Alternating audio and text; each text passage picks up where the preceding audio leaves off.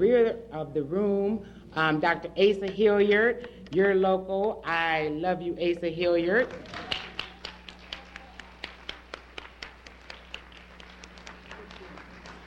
And to continue on with this legacy and to give you a status of the position that we're in this battle to gain the hearts and the minds of the people, are none other than our intellectual warrior, Dr. Leonard Jeffries.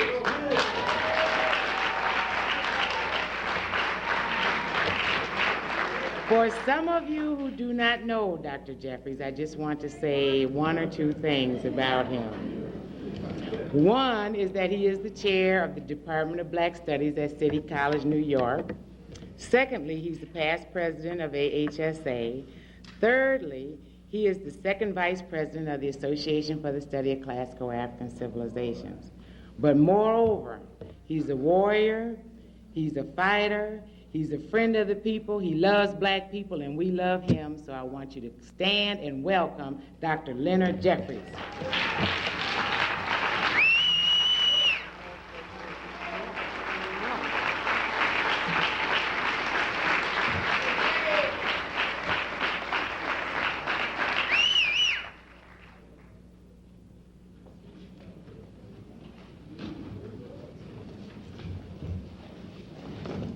To be down here in Atlanta, Georgia, where I have some roots just like Malefe, to be home, and to be with family. And particularly, it is wonderful to be here dealing with these major questions and issues which we are now raising. So I'm glad that we have had so many young people join us. All right. Because the excitement of Atlanta is to be down here amongst these colleges. And we should have really gone through the doors of the dorms and brought these youngsters out here.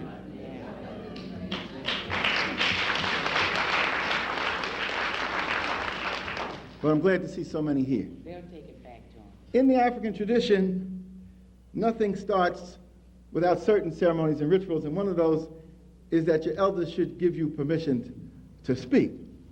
And since Dr. Clark has left to go back to New York because he's speaking, and Dr. Ben is getting ready for the evening, our elder, Asa Hilliard, we are asking for permission to proceed.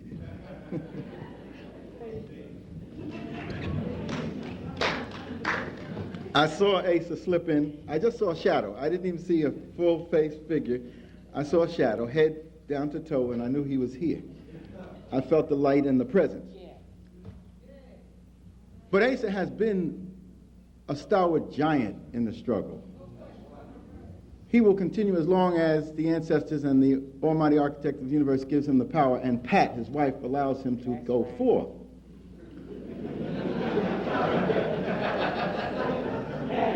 Thank you. But unless there is something coming up under him, that which he has brought forth is not going to have the meaningful fruit that it should have.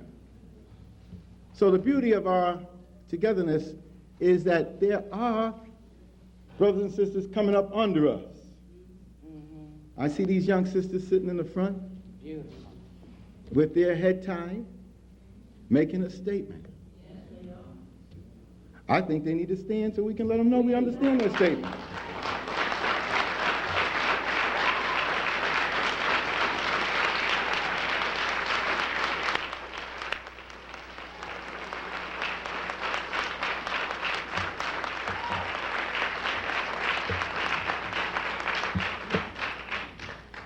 When I came in yesterday, they were going through a ritual and a ceremony. And it was very beautiful. You could feel the light and the power.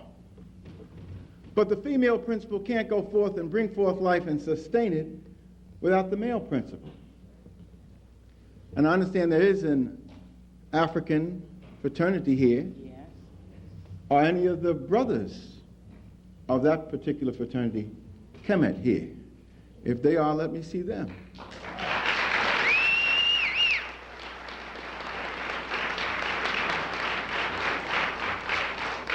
Now we have a whole host of youngsters who have bonded themselves in a fraternal and a sororal way.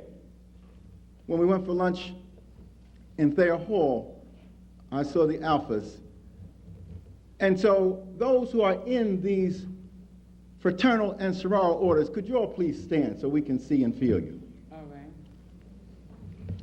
Alphas, Omegas, Kappas, Deltas. All right.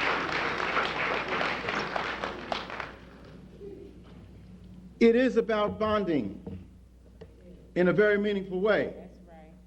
In the context of the African family. So those who have decided to make that choice are in the best traditions of our people. Yes, ma'am. So we need to acknowledge that. As they grow and develop and bust out of the constraints of Negro achievement into the full flowering of Africanness, Yes. you'll be surprised how those bonds will grow. Yes. Negro achievement brought us this far, All right. and it's the foundation upon which we stand. But it is not equipped to take us into the 21st century. That's right. So we've got to bust beyond. That's right. And it's not just the fraternities and the sororities. It is the churches. It is the fraternal orders, Masonics and Eastern Star. It is That's right. our community organizations. We have to begin to seriously Africanize. And why? Because it is through this knowledge of Africa and African values and African consciousness that a true transformation of the mind, body, and spirit will take place. And you have to begin to understand that. That's why when Molefi said he saw the cab driver making a statement, it's happening all over the country. I can't go no place. They put me up to be slaughtered April the 20th last year when the New York Times published some mess about two racist professors at City College. One saying that whites were superior because of some test, and one saying that Africans were superior intellectually and culturally because of melanin. And the truth. And they went on to say that this particular professor talking about melanin was an anti-Semite, had nerve enough to say that the ancient Hebrews owed a debt to the Africans, More truth.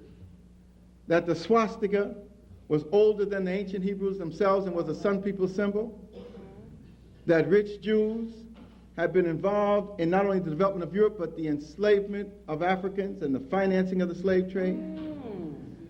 And once you have been branded anti-white, anti-Semitic, a crazy intellectual has some theories about ice people, the cradle of the north, and sun people, the cradle of the south, you are supposed to have been dead and gone. 50 major media descended upon me and wanted to know what it was that I was saying.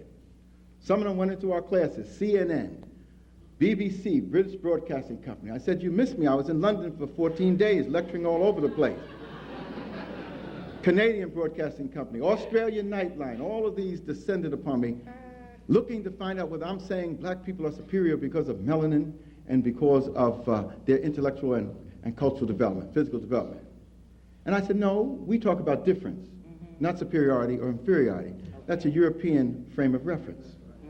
And we do say, however, vive la différence, as the French would say, long live the difference. All right.